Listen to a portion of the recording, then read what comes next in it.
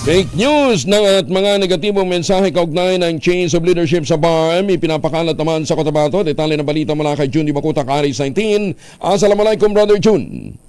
Alaikum assalam, Kuyang Angel. Laking gulat ng mga Cotabateño at Bangsamoro people sa Cotabato City na makita ang mga nakasabit na streamers at tarpaulin na may negatibong mensahe na tumutuligsa sa Pangulong BBM kaugnay sa usapin ng change of leadership ng BARM.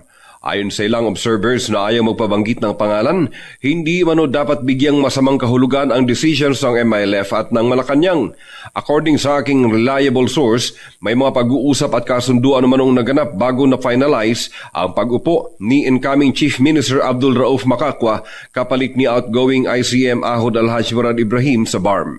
Ang mga tarpaulin sa streamers ay voluntaryo ring binaklas ng mga concerned citizen. Anila, hindi mano dapat magpadala sa panlilinlang ng mga third parties na ang tanging layunin ay ang lituhin ang mamamayang Bangsamoro sa mga walang batayang issue ng ilang taong pawang pansariling interes lamang umano ang pakay.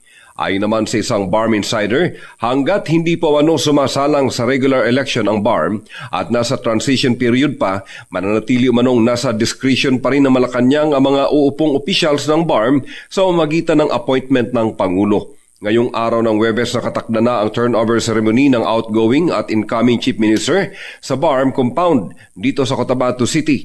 Sa pag-upong ito ni ICM Makakwa, tuloy-tuloy lamang umano ang government services at ang mga dapat tapusing mandato ng CAB at BOL na sinimulan ni outgoing ICM Ahod Alhaj Murad Ibrahim sa ilalim ng transition period.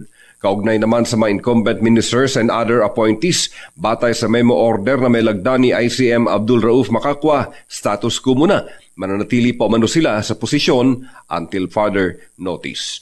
Mula sa Central Mindanao, RH19, June Di Makuta, DCRH, una sa Pilipinas, una sa Pilipino.